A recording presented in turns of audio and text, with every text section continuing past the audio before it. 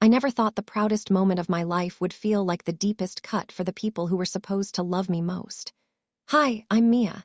I'm 22 now, but when this story really began, I was just 18, standing in the shadow of my older sister Leela, trying so hard to be seen.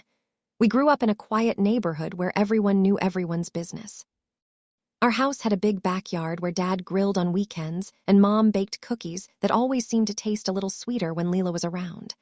I was the quiet one, the dreamer, the girl who stayed up late reading books under the covers while Leela was out laughing with friends, bringing home trophies from debate club and volleyball.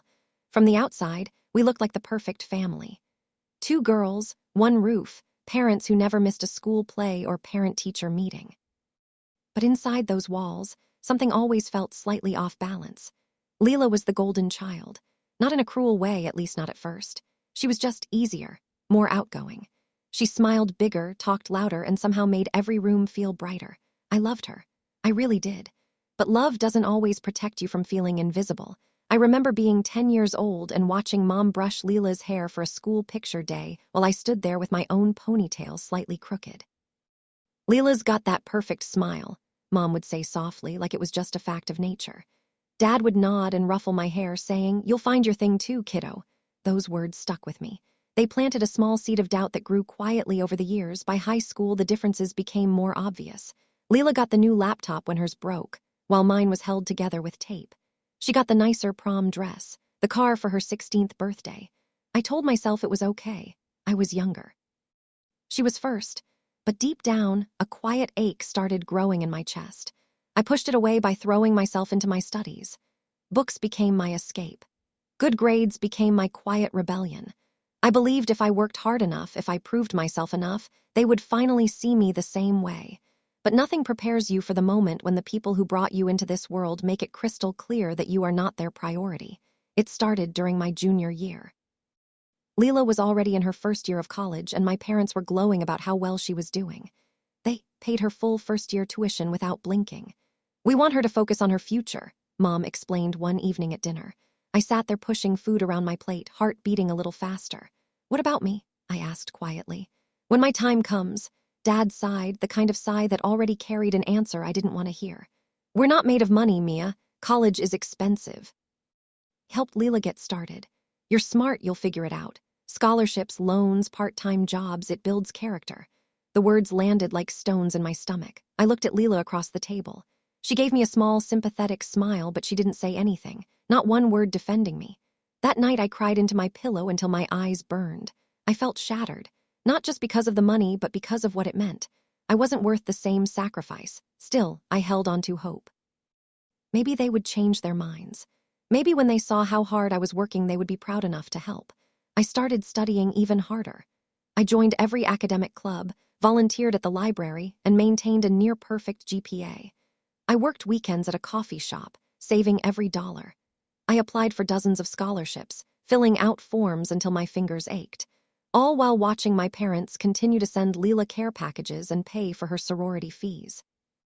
The summer before my senior year, the final blow came. We were sitting in the living room when Mom casually announced they were taking Leela on a trip to visit her campus again. "It'll help her settle in better," she said.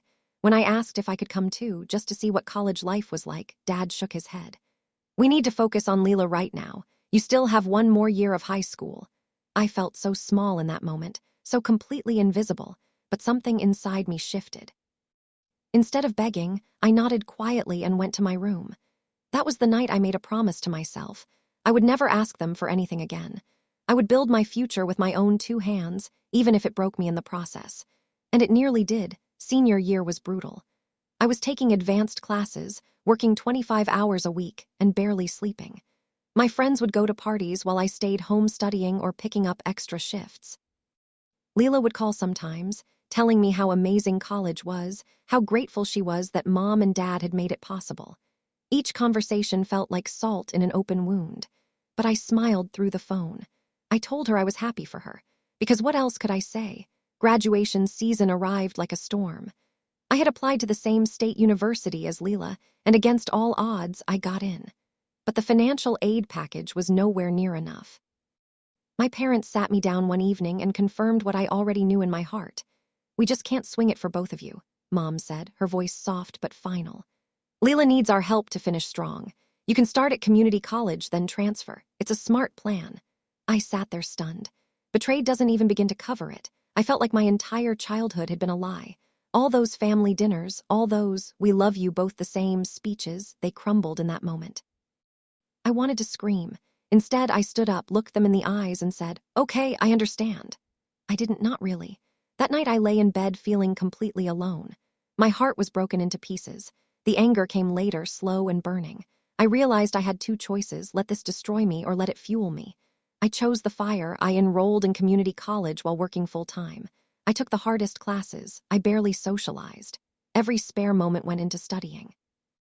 I lived on cheap ramen and black coffee. There were nights I cried from exhaustion, wondering if it was even worth it. But every time doubt crept in, I remembered that dinner table conversation. I remembered the way they chose her. And I kept going. 2 years later, I transferred to the university. My GPA was perfect. I had scholarships now, small ones I earned through sheer determination. I still worked nights, but I was there. On the same campus where my sister had thrived with full financial support, Leela was in her final year when I arrived as a junior. She was doing okay, but not great. Her grades had slipped. She partied a lot, but my parents never seemed to mind. They kept supporting her. Meanwhile, I was invisible again, the sister who figured it out on her own. What they didn't know was that I had been quietly excelling. My professors noticed me. I joined research projects. I became a teaching assistant. I poured every ounce of pain into my work. The betrayal became my fuel. And slowly, without anyone realizing, I started rising to the very top of my class. Then came graduation day. I still get chills thinking about it. The auditorium was packed. Families filled the seats. My parents were there, of course, excited to see Leela graduate. They had no idea I was even in the running for anything special. I hadn't told them. I wanted this moment to hit them like a wave they never saw coming. The ceremony began. Speeches. Applause. Then the moment everyone waits for, the announcement of the valedictorian. The dean stepped up to the microphone, smiling. "It is my great honor to announce this year's valedictorian. This student has shown extraordinary resilience, academic excellence, and strength of character. Please join me in celebrating Mia Thompson." For a second, the entire room seemed to freeze. I stood up. My legs felt like jelly, but I walked to the stage with my head high. I could feel hundreds of eyes on me, but the only eyes that mattered were the ones I caught in the third row. My mother's face went pale. My father's mouth fell open. Leela looked completely stunned, like she couldn't process what was happening. I took the podium. My hands were shaking, but my voice was steady. I began my speech. "Most of you don't know my story. I wasn't supposed to be here. Not like this. My family sacrificed everything for my older sister's education. They believed in her future more than mine. And for a long time, that broke me. I felt invisible, unworthy. But today, standing here as valedictorian, I want every person who ever felt like a second choice to hear this. Your worth is not decided by those who overlook you. It is decided by what you do when no one believes in you." The audience was silent at first. Then applause started building. It grew louder and louder. I looked directly at my family as I continued. I worked 3 jobs. I took loans I'm still paying off. I cried alone in my car more times than I can count. But I never gave up, because giving up would have proven them right. Today isn't just my victory. It's proof that sometimes the ones who are forgotten find the loudest way to be remembered. By the end of my speech, many people were wiping tears. The standing ovation was thunderous. I stepped down from that stage feeling something I had never felt before, completely whole. My parents approached me afterward. Mom was crying. Dad looked ashamed. Leela stood behind them, quiet for once. "We had no idea," Mom whispered, her voice breaking. "We thought we were doing the right thing." I looked at them calmly. "You made your choice, and I made mine. I didn't do this to hurt you. I did it to prove to myself that I was enough." The days that followed were strange. Family dinners became awkward. Leela struggled to find a good job after graduation. Her degree didn't open as many doors as she expected, partly because she hadn't worked as hard. Meanwhile, I received multiple job offers before I even walked off campus. Companies loved my story. They respected the grit. My parents started reaching out more. They offered to help pay some of my loans, but I politely declined. I told them I needed to finish what I started on my own terms. It wasn't about punishing them forever. It was about protecting the version of myself I had fought so hard to become. Looking back now, I don't hate my family. I've forgiven them in my own way, but I'll never forget how it felt to be overlooked. That pain taught me the most important lesson of my life. Never wait for someone else to value you. Value yourself so fiercely that the world has no choice but to see it. If you're listening to this and you feel invisible right now, if your own family, friends, or partner has made you feel like you're not enough, I want you to hear me. Your chapter is not over. The pain you're carrying can become your greatest strength. Keep going. Study when you're tired. Work when you don't want to.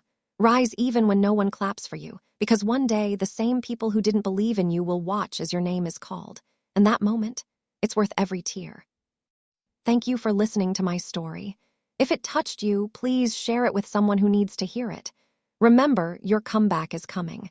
Just keep believing in yourself when no one else does. I'm Mia. And this was my truth.